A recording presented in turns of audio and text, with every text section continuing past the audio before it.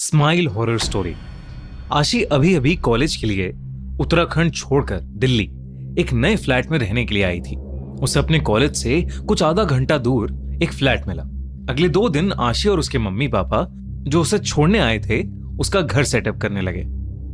घर सेटअप करते हुए उन्हें पिछले ओनर्स का एक गत्ते का बॉक्स मिला, पर उसे उन्होंने जैसे तैसे का साइड में छोड़ दिया। 3 दिन बाद आशी को अलविदा कहकर उसके मम्मी पापा वापस अपने घर उत्तराखंड निकल गए। जाते जाते आशी की मम्मी पीछे मुड़ी और कस के उसे दोबारा गले लगाकर कहने लगी कि उन्हें कुछ अजीब सी बेचैनी हो रही है। अच्छा होता अगर आशी इस बेचैनी को थोड़ी और सीरियसली लेती, क्योंकि अगले कुछ दिनों में जो उसके साथ घटने वाला था वो किसी ने भी सोचा नहीं था। आशी को फोटोग्राफी और एडिटिंग का बहुत शौक था और वो इसी फील्ड में आगे भी कुछ करना चाहती थी, मगर घर पर पैसों की थोड़ी कमी होने की वजह से वो कभी अपने लिए प्रोफेशनल कैमरा खरीद नहीं पाई थी। पर वो दिल्ली आकर खुश थी। उसने कॉलेज में बहुत से दोस्त बना लिए थे। आने वाले सैटरडे को उसने अपने दोस्तों के लिए एक छोटी सी पार्टी भी रख ली। देखते ही देखते फ्राइडे आ गया। कॉलेज से लौटते ही उसने पार्टी के लिए घर की साफ सफाई शुरू कर दी। बालकनी साफ करते हुए उसकी नजर कोने में पड़े उस गत्ते के बॉक्स पर पड़ी, जो इतने समय से बाहर पड़े पड़े बिल्कुल सड़ गया था। उस बॉक्स से सड़ रहे गत्ते की स्मेल आ रही थी, मगर न जाने क्यों वो आशी को अपनी तरफ आकर्षित कर रहा था। जब आशी ने वो बॉक्स खोलकर देखा तो उसमें पुराने सामान के साथ एक विंटेज कैमरा और एक रील पड़ी थी। आशी ये देख बहुत खुश हो गई और उसने झट से वो कैमरा खोलकर पुरानी रील हटाई और नई रील भर उससे फोटो खींचनी शुरू कर दी। वो कहीं ना कहीं हैरान भी थी कि इतने पुराने बॉक्स में जब बाकी सब तबाह हो चुका है तो एक कैमरा अभी तक कैसे चल रहा है। पर उसने अपने इन सारे ख्यालों को साइड में रखा और जल्दी से जाकर बाहर लगे फूलों, गमलों और पौधों की फोटो खींचने लगी। आशी के फ्लैट के ठीक सामने एक बूढ़ी आंटी मिसेस कौशिक रहती थी, जो हर सुबह उसे कॉलेज जाते समय गुड मॉर्निंग कहा करती। उन्हीं आंटी और उनकी बिल्ली को बालकनी पर देख आशी ने उनकी भी कुछ फोटोज खींची और सोचा कि उन तस्वीरों को वो डेवलप करवाकर आंटी को गिफ्ट करेगी।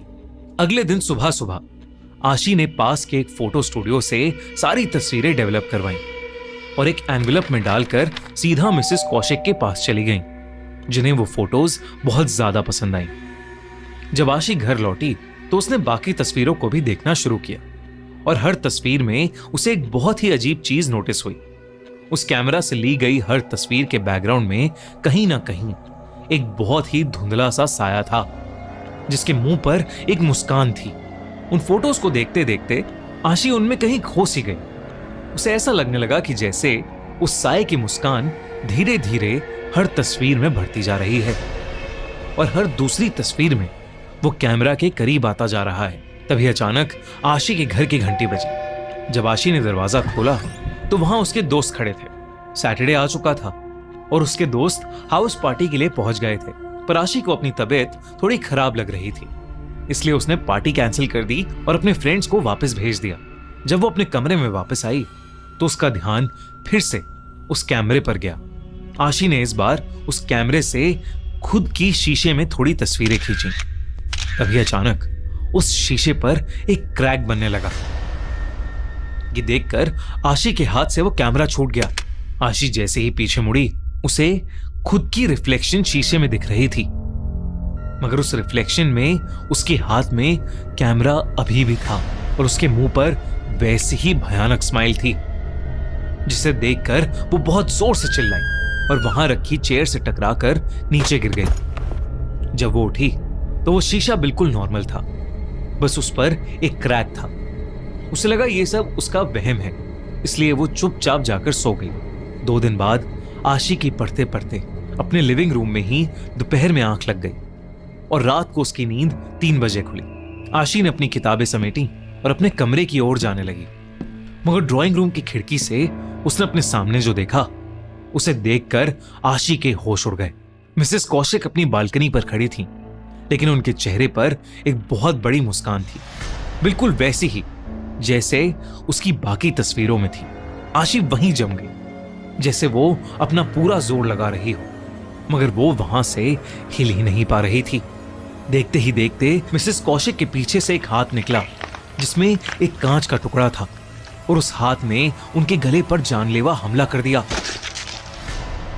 आशी चिल्लाना चाहती थी मगर उसके मुंह से कोई आवाज ही नहीं निकल पाई। डर के मारे उसने अपनी आंखें कसकर बंद कर लीं और जब खोली तो वो अपने बिस्तर पर लेटी हुई थी और बिस्तर पर मिसेस कौशिक की बिल्ली घूम रही थी। इसे सपना समझकर आशी दोबारा सो गई। आशी सीधा अगली रात 9 बजे अपने दोस्त के कॉल से उठी और उसने उस बिल्ली को वहीं कमरे के कोने में बैठा हुआ देखा। वो बिल्ली गौर से एकटक बस उस कैमरे को देखी जा रही थी, पर आशी की आंखें खुली की खुली रह गईं जब उसने अपने बिस्तर पर उस बिल्ली के पंजे से लगे हर तरफ खून के निशान देखे। आशी ने भागकर वापस अपनी खिड़की पर जाकर देखा तो मिसेस कौशिक वहीं थी जहां उसने कल रात उन्हें खड़ा देखा था और उनके हाथ में वो कांच का टुकड़ा था। उनके बगल में उनकी बिल्ली एक खून के तालाब में बैठी अपने पैर चाट रही थी। आसपास के फूल मुरझा गए थे और गमलों में सारे पौधे भी मर गए थे। आशी दौड़कर अपने कमरे में गई तो वहां से बिल्ली गायब हो चुकी थी, मगर वो खून के निशान अभी तक उस कमरे में चारों ओर फैले हुए थे। आशी को कुछ समझ नहीं आ रहा था। बस उसने जल्दी से जाकर उस कैमरे को अपने डस्टबिन में फेंक दिया। तब उसकी आंखें बॉक्स में पड़ी पुरानी वाली रील पर पड़ी। जब उसने उसे गौर से देखा तो उसे रियलाइज हुआ कि वो पुरानी रील वही मिसेस कौशिक, वही पौधे और फूलों की थी जो बस 3 दिन पहले खींची थी। मगर इस बार वो साया बिल्कुल साफ साफ दिखाई दे रहा था।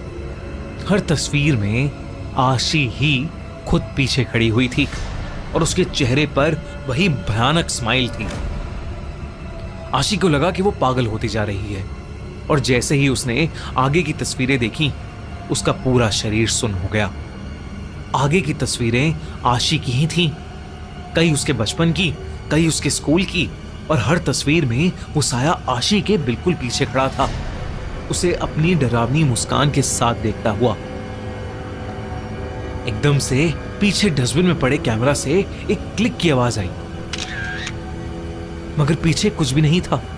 और तब आशी ने उस रील की आखिरी तस्वीर देखी और वो आखिरी तस्वीर भी आशी की थी, ड्राइंग रूम में हाथ में रील लिए डस्टबिन में से खिंची हुई फोटो। मगर उस फोटो की सबसे डरावनी बात यह थी कि फोटो में आशी के बिल्कुल सामने मिसेस कौशिक और बहुत सारे ऐसे ही लोग एक लंबी भयानक स्माइल के साथ खड़े थे।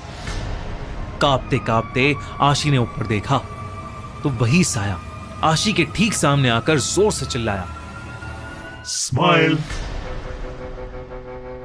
उस रात के बाद से आशी कॉलेज नहीं आई, ना ही वो किसी का फोन उठा रही थी। चिंता में अगले ही दिन उसके दोस्त फ्लैट के एजेंट के साथ अंदर घुस गए, मगर वहां कोई नहीं था, बस ढेर सारा सामान, और सामान के बिल्कुल बीच एक विंटेज कैमरा और एक रील जो आशी के मम्मी पापा आशी के सामान के साथ अपने साथ ले गए। कई महीनों तक आशी का कुछ पता नहीं चला, लेकिन एक दिन आशी के छोटे भाई ने वो कैमरा उठाया और उसने भी अपने घर के बाहर पेड़ की फोटो खींची जो 3 दिन बाद पूरी तरह से सड़ गया।